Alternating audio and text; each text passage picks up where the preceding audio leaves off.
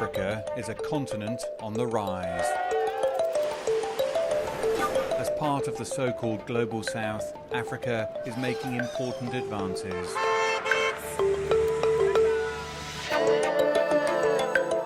Economic growth is fueling jobs and opportunities.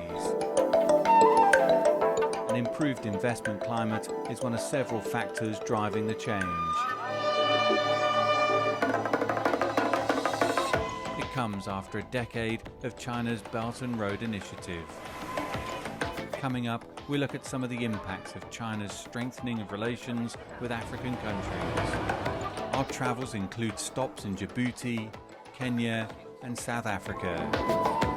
We look at recent educational opportunities and vocational skills development to improve transportation, as well as sustainable energy solutions and wildlife protection initiatives. And we look at Africa's potential for the future.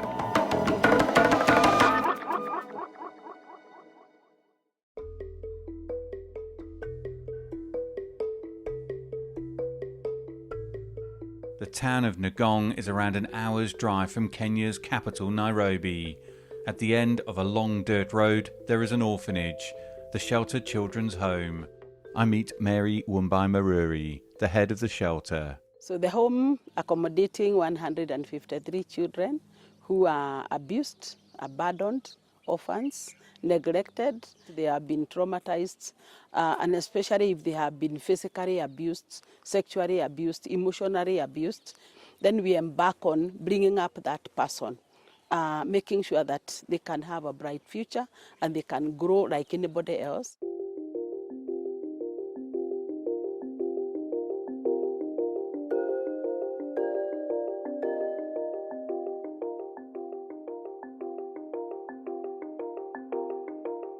The school runs on a tight budget. Teaching the students vocational, real-world skills has in the past been challenging, but help is at hand. This tablet was invented and manufactured by China's Shenzhen Power Solution. The package comes with a solar panel and 3 solar lights. Li Xia is the founder of the company. I see a lot of people who is staying in the darkness. They need the products, they need the solutions, but nobody produces for them because of affordability. They cannot afford to buy anything rather than food.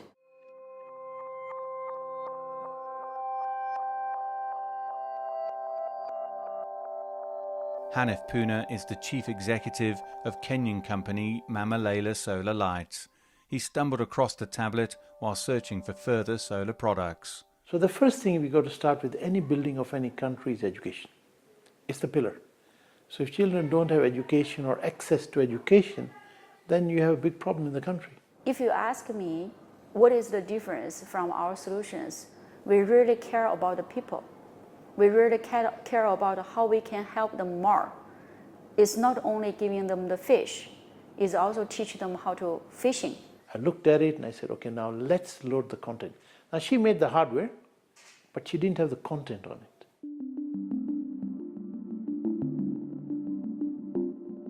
It became clear that more relevant educational content in local languages was required.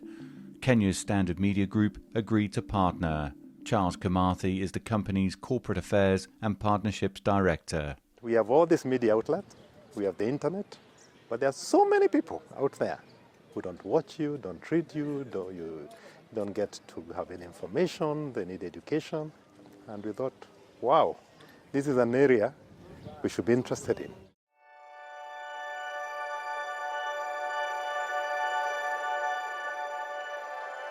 As the content is preloaded onto the device, they do not need internet connectivity. They don't have the internet, how they can receive the contents by replacing. So that's how we design the products according to the user's benefit. At the school, the children and the teachers have embraced the new teaching tool. It has helped our children to get empowered in the rural areas where they don't even have television. Now they can learn with something else, and that has been very, very helpful. The tablet caught the attention of Isaac Macharia, a Kenyan marathon runner. He knows what it's like to grow up with very little. My parents never went to school, they didn't have a job, and it was a struggle to get through to even to high school. Masharia co-founded Kenswed, a non-profit that provides educational, health and vocational training skills to youth from humble backgrounds in the Ngong community. If you can just support a kid with just basic things to get them through school, then you would have transformed their lives. Hanif came in with the solar media devices, which were a game changer to the whole mission, because we could amplify our own mission here to very far away places that are very remote and very marginalized.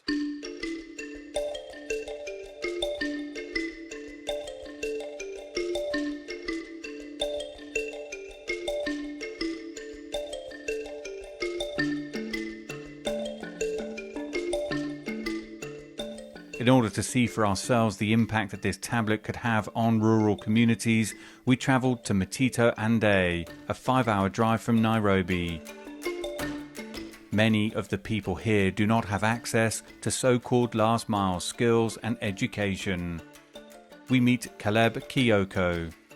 Kioko taught himself how to bake and cook by watching content on the solar media tablet. In Kenya, there are no jobs. Our youth are jobless, they are lacking jobs, nothing to do, idle. Cooking, to me,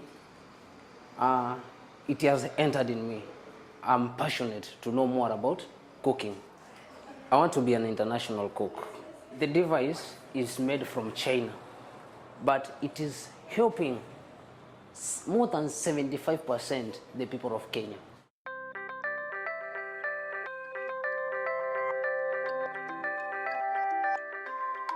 It's a similar story for Redemptor Vatipus. She used a device to develop baking skills. She now bakes cakes from her home. Zamani nilikuwa kabisa sina kitu. Kwetu nyumbani hakukuwa na taa kabisa, hatukuwa na taa kabisa. Na mimi mwenyewe nimenufaika sana. Juu saa hii nafanya biashara ya kubake, napikanga cake saa zingine. Nauzia watu wa kama ni welding, graduation ama retirement. So from there I can say you have empowered me.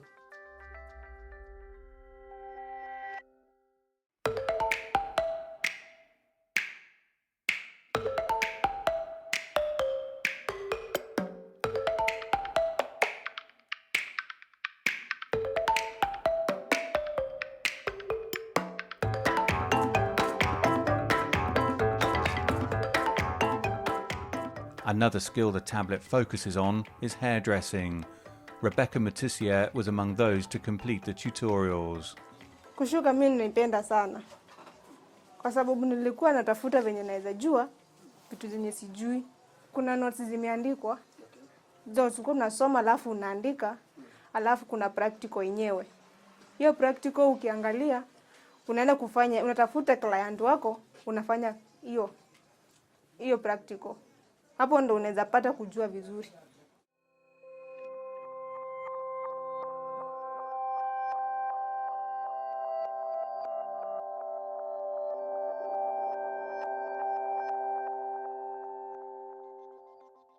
Across the village, Rahima Yusuf has also used the tablet to develop her hairdressing skills. She now operates her own salon from her home. Kabla sijaanza kusuka nilikuwa nakaa tu hapa nyumbani. Nalima, nafunga kuku na mbuzi kidogo tu. Wateja kwa kuwa saa hii sina mahali yenye nimefungua. Yaani sina mahali penye nimefungua wanaweza nipata hapo.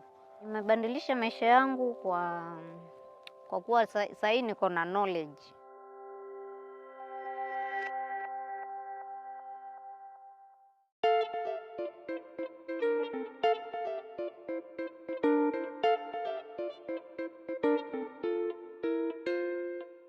But perhaps the area the tablet could have the most significant impact is farming. Small-scale farmer, the person is running the farm with his wife and his kids, and his husband, and they're tilling the ground and they're growing. But at the end, they make very little money, if at all.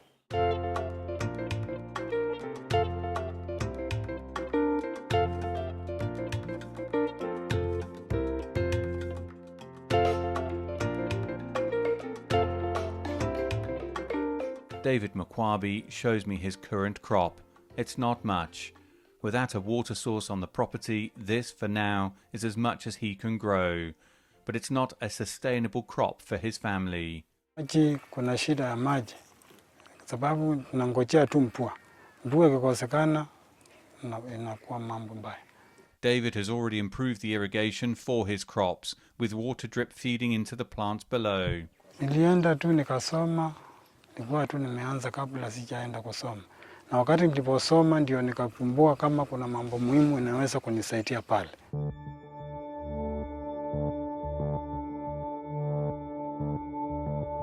In the future, with better irrigation, the potential is there for David to farm more of his land.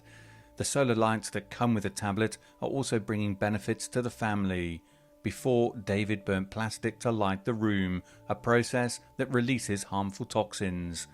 The solar lights allow his children to continue their studies at home.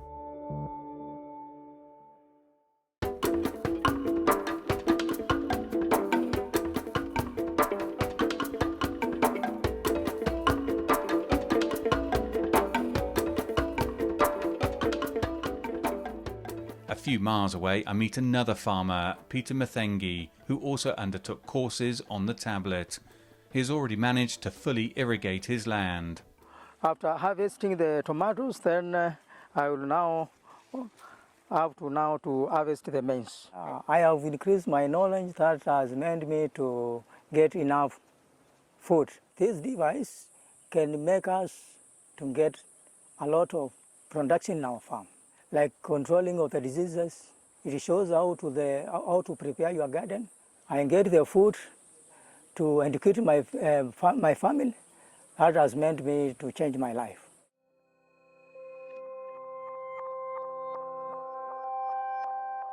This could be just the beginning. With further investment in the use of solar energy water pumps, many more farms would be able to access the water below the ground, like this nearby Anchor farm. This is what we can show them how we can do it. You have a well, you pump the water, the solar, pipe it, it goes to the farms. So this will be like our model. Now imagine we did all this in sub-Saharan Africa. We have the land, we have the people, we have the climate. We can become the food basket of the world. The device is already having a clear impact on lives across Kenya, but the cost, at a little over $200, is still out of the reach of many. You have the solutions, you have the good products. If they cannot afford to buy, this can never be we can never say this is a success. So we hope there will be more partners. For example, donations, co-fundraising, impact investment, social grants can join us together to work together, cooperation together to help these low-income people to get access more. They can't afford it. I'm a small farmer, cannot afford that sort of money. So we need to get donors to come in and donate them. This gadget and this vision we have can become very big to bring Africa up from where we are.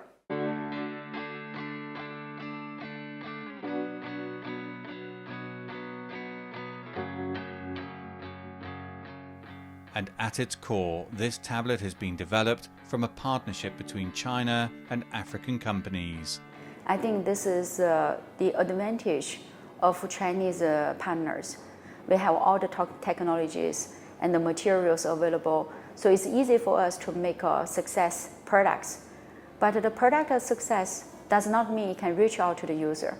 You also need a very good partner. It is, I think, one of the best we have seen, at least that is focusing on the grassroots between China and Africa. It's a high-quality product from China that wants to work with institutions that are also focused on real social impact. This relationship between China and Kenya can be a big win for China and a big win for the people of Kenya.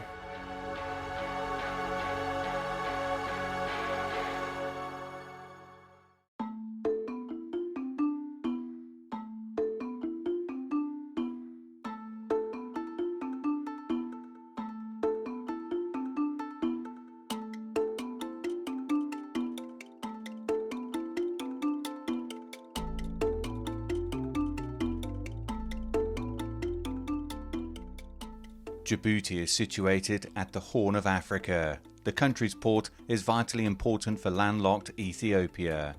95% of Ethiopia's trade passes through here.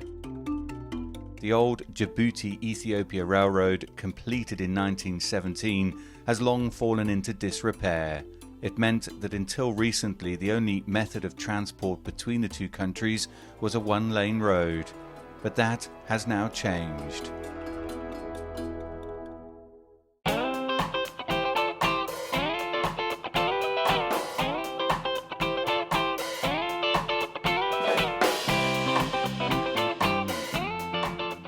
This year marks the 5th anniversary of the China-built Addis Ababa-Djibouti Railway.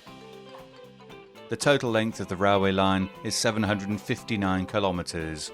It is Africa's first fully electrified cross-border railway line, and it is a flagship project of China's Belt and Road Initiative. The railway is better than the buses. It is more better because it's more relaxed. There is a big space inside, so people can get, bathroom, toilet, and they can even sleep. And the price is even cheaper than the buses, because the buses you have to pay the luggage, and you have to make more stops.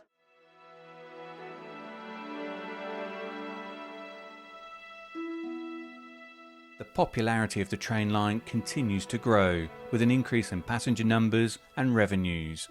Although Chinese staff help maintain the line, that responsibility is in the process of being handed over. At the end of this year, more and more Chinese will be leaving for this railway, and we will leave all the local staff to be integrated to this railway. The handover of responsibilities has been planned for some time.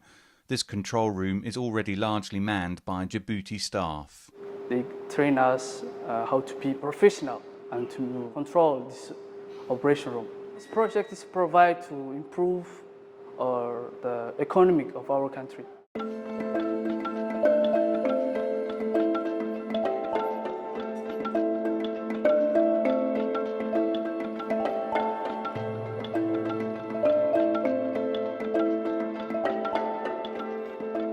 Longer term, the railway demands more trained staff.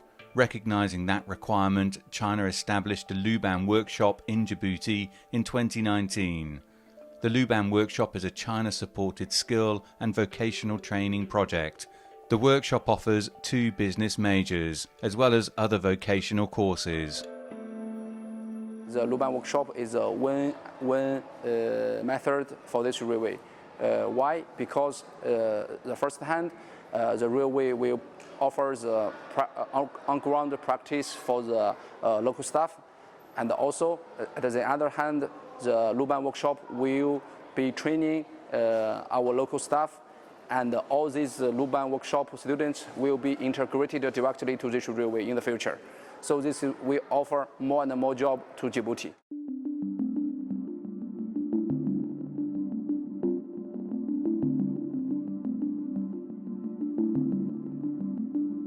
Yaya Asawer-Kare is an instructor at the Luban School. Bon, pour nous, c'est un challenge.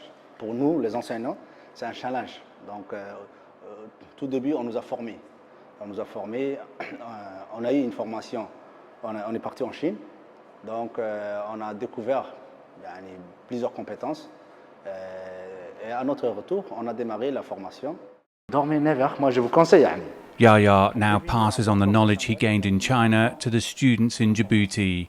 Since the Luban school was set up, 69 teachers have been trained by the school, as well as some 148 students. The courses are not just classroom-based. Students also get the chance to work on the railway itself. On a des cours théoriques et pratiques. Donc la théorie, on fait ici, dans les salles, et la pratique, on sort jusqu'à la station Nagad. Donc un mois, tous les 2 mois, nous donnons un stage à la station Nagad. Donc on a le contenu de cours et on est à l'aise. On a été formé, on donne les cours sous forme de projet.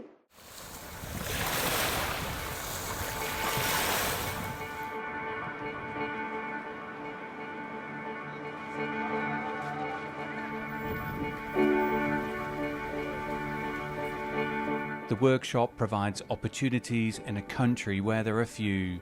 According to World Bank statistics, the unemployment rate for young people in Djibouti is around 77%. S'il roule 80 km, 100 km. Pour notre enseignant, il nous a vraiment aidé pour nous bien former, pour connaître tous ces trucs, des choses. Et puis, je suis vraiment content et c'est une vraie opportunité et je suis très fier aussi.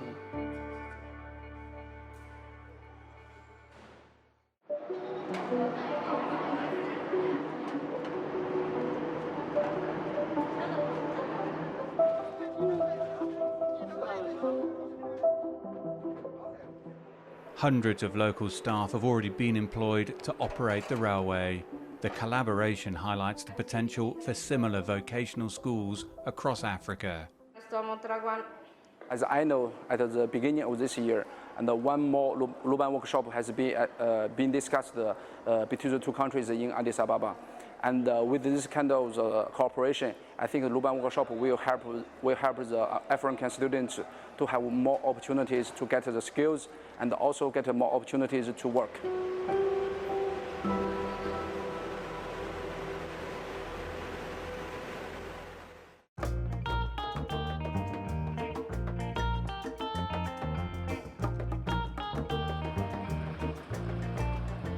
Cape Town in South Africa provides a stunning backdrop.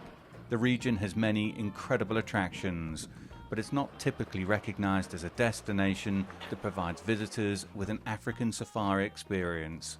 That, though, is changing.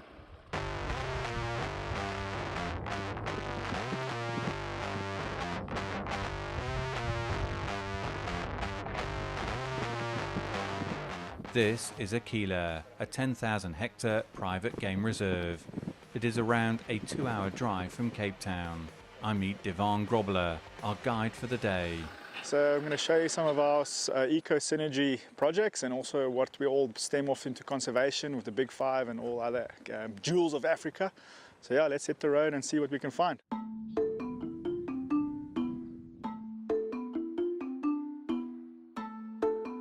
A key focus for the reserve is on conservation and the preservation and protection of African wildlife. So we've got a small family herd here of 4 elephants. So these were originally in circuses? Yes, and we brought them across over here and we put them into a whole introduction process in Aquila here, and they're living out their best life now here.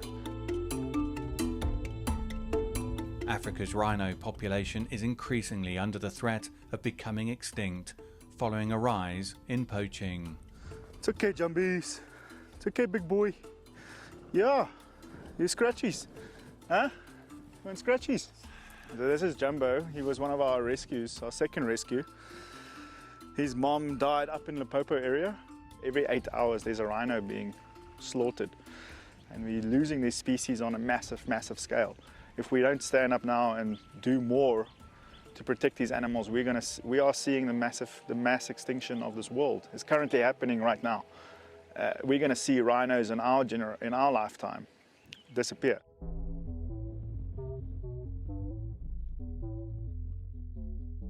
The one thing about wild animals is you've got to remain calm. If you're calm, they're calm. So these lions come from a can hunting operation actually. So they're saved out of hunting. They would have been hunted. It's good that they're smelling the vehicle. Yeah. They're getting used to it. Curious, see there's nothing. They're going to get bored of us right now. And then they're going to go lie down.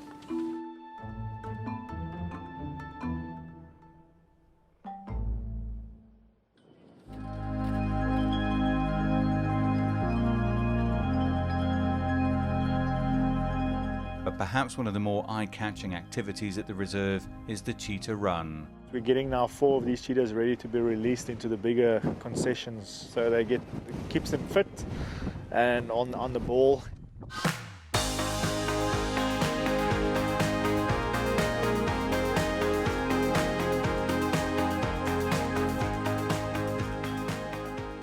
So the biggest problem of cheetah conservation, their genetic pool is totally depleted. So our goal one day is to help that gene pool and then take the mom and the cubs and leave them in the wild, and once they lion savvy and all of that, you place them into other pockets where they can repopulate the genetic pool.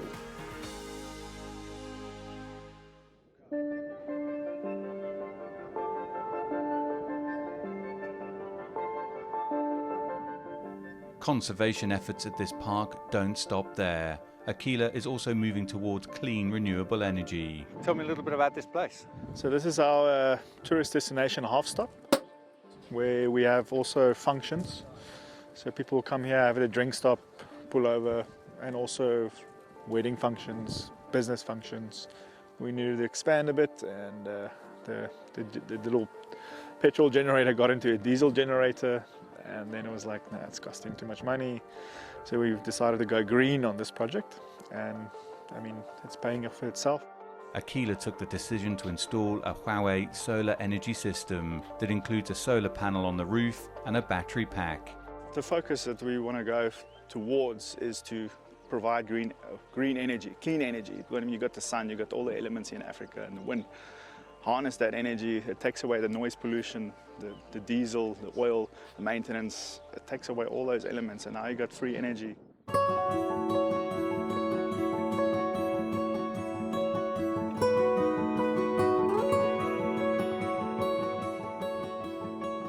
South Africa has an abundance of sunshine, some 2,500 hours per day. But against that backdrop, the country urgently requires new sources of energy. South Africa continues to grapple with energy shortages, leading to daily blackouts, sometimes up to 10 hours a day. At the Africa Solar Conference, Huawei outlined the potential for the country to move from energy consumers to energy producers through solar and wind energy. That sentiment is shared by many across a host of different sectors. I think the world needs to change towards that and go away from the coal and the diesel. And we need to think now, okay, what is the solution? We've got so much energy that we can utilize. Let's implement it here, and we can blueprint it across Africa.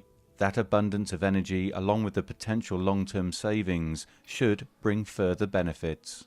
I think it's a win situation for everybody at the end of the day, because then you got less expenses going out on that, and you got more focus on what you can do with conservation and preserving more species and protecting, because that money can go back into anti-poaching groups. The money is then released, and you can utilize that money to employ more people and utilize more equipment for what you need to ensure that these animals are kept safe.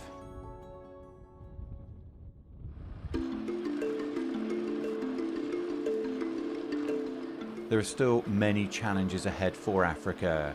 The continent requires further investment in education, clean, reliable energy sources, and the building of infrastructure that can harness efficiencies and promote business.